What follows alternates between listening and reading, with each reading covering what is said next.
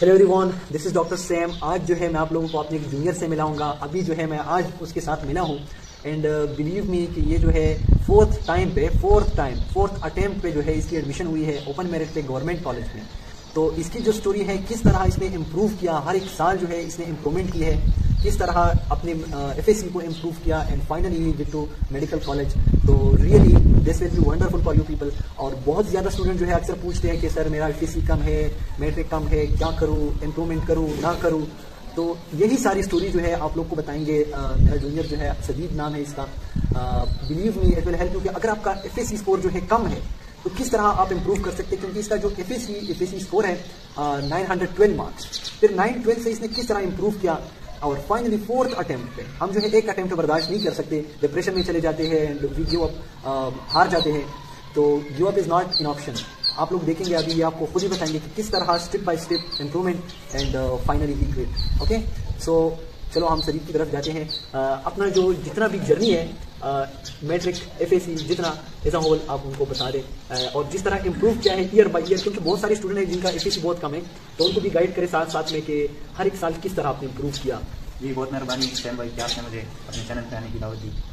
सबसे पहले तो जब 2016 में मैंने मैट्रिक की तो मुख्तलिफ कॉलेज के लिए मैंने अप्लाई किया। तो मैंने हरीपुर से किया था मैट्रिक। उसके बाद मैंने पीस कॉलेज हरीपुर में एडमिशन लिया फर्स्ट ईयर के लिए। तो फर्स्ट ईयर में मैंने काफ़ी अच्छी मेहनत की, लेकिन मार्क्स जो थे वो एक्सपेक्टेड नहीं आए। मेरे 435 मार्क्स आए। अच्छा, मैट्रिक में एज अ होल टोटल कितना स्कोर रहा था? मैट्रिक में मेरे 948 मार्क्स आए थे आउट ऑफ 1100।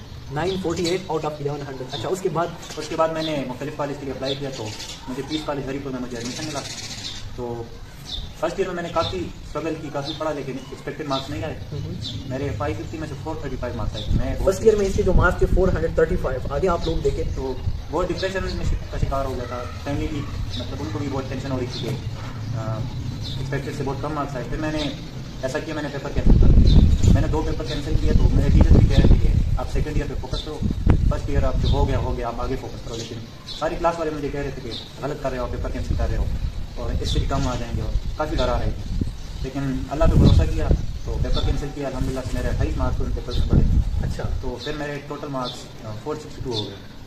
तो सेकेंड ईयर में फिर सेकेंड ईयर के पेपर आए तो पेपर के लिए अच्छी खासी तैयारी की, लेकिन मार्क्स के बाद बहुत ही जो है बहुत ही स्ट्रिक्ट मार्किंग होती है। तो 912 मार्क्स आए मेरे एफएससी में आउट ऑफ 11। और ये किस ईयर की स्टोरी है जो एफएससी में वो क्या? मैट्रिक मैंने 2016 में की और एफएससी मैंने 2018 में की। ये 2018 में इसने जो है फर्स्ट अटेम्प्ट किया था। 2018 में इसके कितना टोटल आया एफएससी का? एफएससी में मेरे 912 मार्क्स आए। 912। और 912 में भी आपने जो है फर्स्ट ईयर को इम्प्रूव किया था? नहीं, फर्स्ट ईयर कोर्स में मैंने सुप्री में इम्प्रूव किया। हाँ, फर्स्ट ईयर एग्जाम के बाद आपने सप्ली में फिर फर्स्ट ईयर इम्प्रूव किया, उसके बाद सेकंड ईयर किया, टोटल जो बना 912। अब 912 के बाद आपने जो एमडीकेट पे उस वक्त तो जो थे 800 नंबर थे ईटा के। तो फर्स्ट टाइम में मेरे तकरीबन 340 के करीब मार्क्स आए थे आउट ऑफ 800। तो उसके बाद फिर उस साल तो नहीं हुआ, तो रिपीटिंग के लिए बैठ गया। तो रिपीटिंग के लिए बैठा तो अक्सर जो लोग कहते हैं कि टाइम वेस्ट ना करो, फलानी जगह एडमिशन ले लो, फलानी जगह, तो हर कोई मशवरा देने वाला होता है।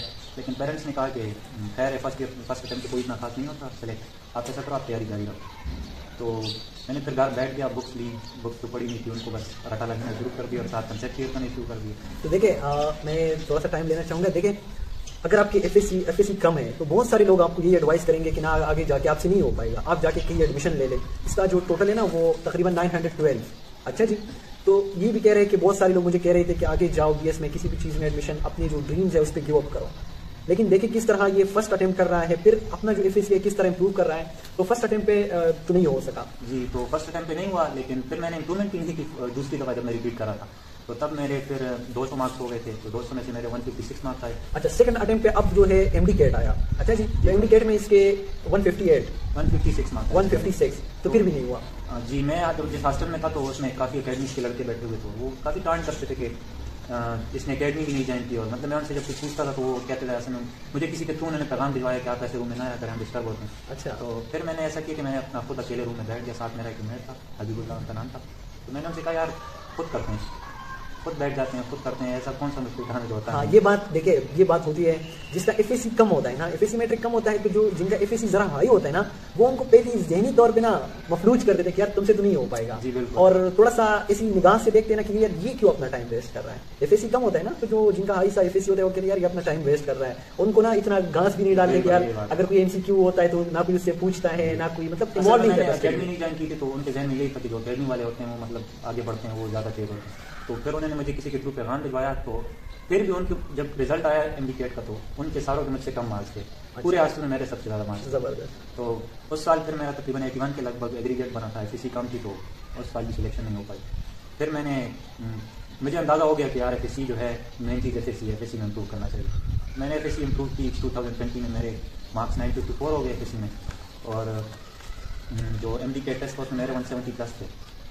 लेकिन अब जो जिस थर्ड अटेम्प्ट में कितना वो किया है एफएससी, कितना इम्प्रूव किया?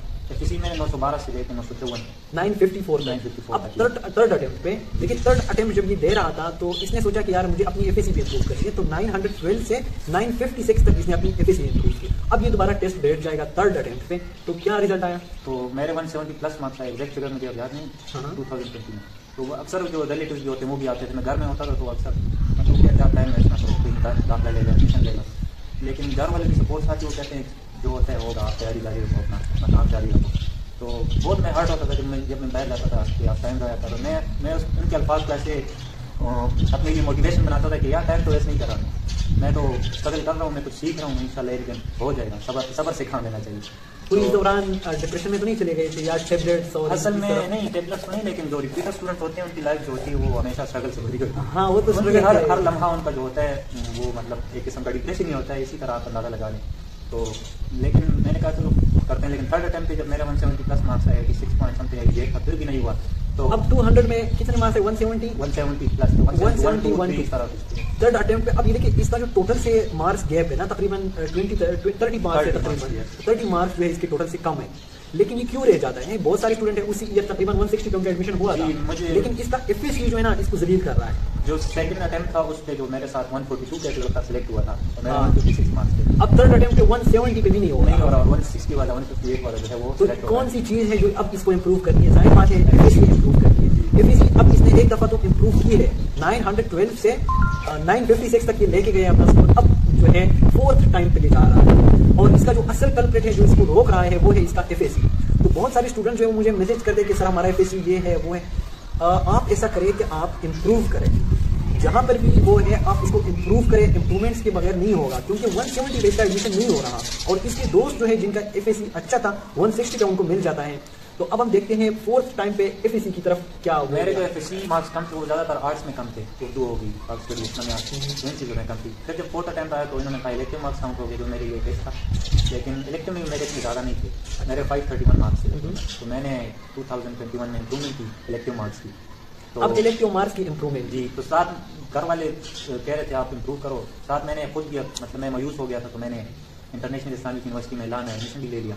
तो अच्छा, बस थोड़ा से गिव अप की तरफ जा रहे थे, बस ऑन द सेफ साइड था। ये मैं आप लोगों को भी कह रहा हूँ कि आप जो है अगर आप फर्स्ट टाइम पे मैं रिकमेंड कभी भी नहीं करता, अगर आप रिपीट कर रहे हैं फर्स्ट टाइम पे तो आप एडमिशन ना लें, लेकिन अगर second time, third time, fourth time आप जो है तो उसके साथ आई विल रिकमेंड कि आप लोग जो है थोड़ा सा ऑन द सेफ साइड रहे, क्योंकि 5-6 साल अक्सर वेस्ट हो जाते हैं, तो आप जरूर एडमिशन लिया करें सेकंड टाइम पे नहीं बल्कि थर्ड फोर्थ टाइम पे।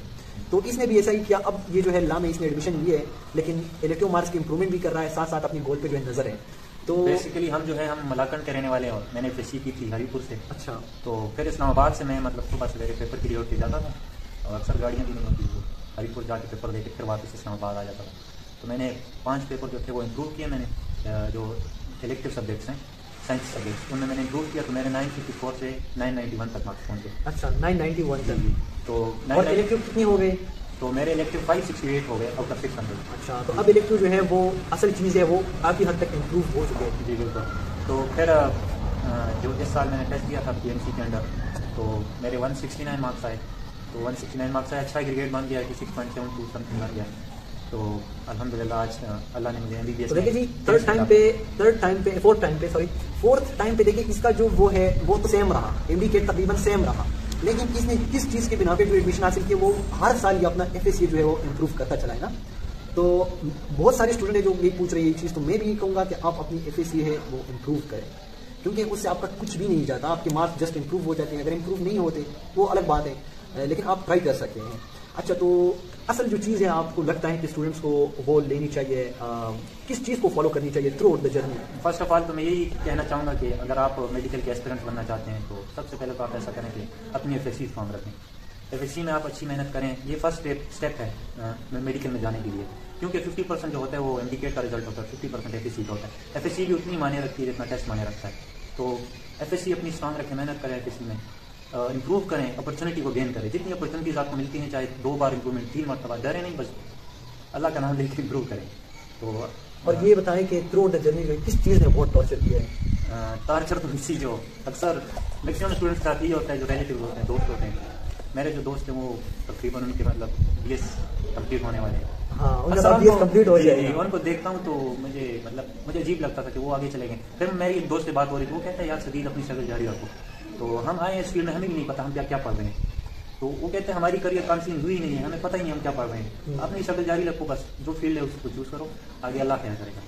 तो उसकी ये बात मुझे अच्छी लगी। और एक हमारे प्रिंसिपल साहब थे तो 20 कॉलेज में, तो जब मेरे फर्स्ट ईयर में कम मार्क्स आए थे तो उन्होंने मुझे कहा था कि अभी बड़ा मैदान बाकी है, ये तो एक छोटा सा हिस्सा है, तो डरो नहीं, इंशाल्लाह हो जाएगा एक दिन।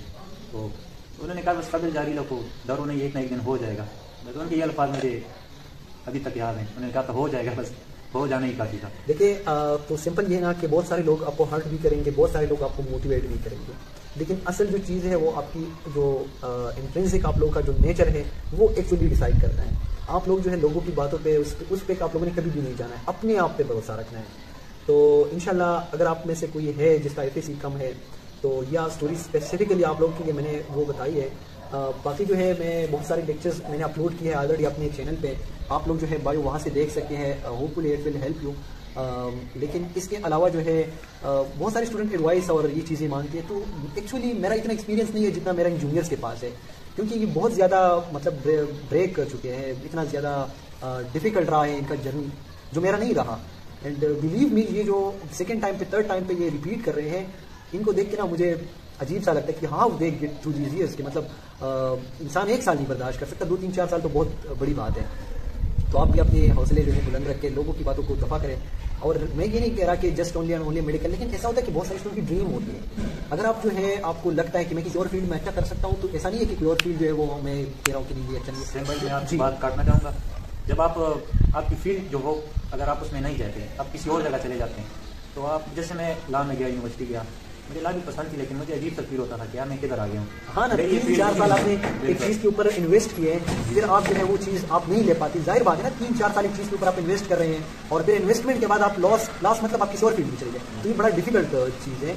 बाकी जो है अगर आपको कोई और फील्ड पसंद है तो जाहिर मैं ये नहीं कह रहा कि मस्ट आप मेडिकल में, आप ये स्टोरी उनके लिए नहीं है सिर्फ और सिर्फ कि जो मेडिकल में, ये स्टोरी आप सबकी, आप जिस भी फील्ड में जाते हैं आगे, आप जो है लोग CSS ट्राई करते हैं, PMS ट्राई करते हैं और बहुत सारी चीज़ें हैं। तो अगर आप वो ट्राई कर रहे हैं तो उसमें भी यही चीज़ आपको जो है मोटिवेट करती है। जिस तरह इसकी जर्नी रही है, first attempt, second attempt, third attempt, तो कहीं पे भी जाके आपको अपनी ड्रीम्स पे गिव अप नहीं करना है। This is not specifically for medical student. आप अगर BS में जाएंगे, फिर आप लोग BS में जाएंगे, जहाँ भी जाएंगे, लेकिन यही चीज़ first attempt, second attempt, third attempt, but never give up, मतलब give up should not be an option. So last में कोई पैगाम देना चाहेंगे अपनी जूनियर्स को, क्योंकि जो नहीं आने वाले वो आपकी जूनियर्स रहेंगे एक्चुअली। पैगाम यही देना चाहूँगा कि आप कंसिस्टेंट रहें, अपने काम के साथ कमिटेड रहें, तो जो आपका हक है वो इंशाल्लाह आपको एक दिन मिल के रहेगा, चाहे देर से मिले लेकिन आपको जरूर मिलेगा। और जो आपका हक नहीं है तो आपसे छीन के रहेगा, चाहे देर से छीन के रहे। तो कंसिस्टेंट रहें, अपने काम पे फोकस करें, इंशाल्लाह एक दिन आप जरूर कामयाब हो जाएंगे। So the main thing is consistency. Okay, अल्लाह हाफिज़।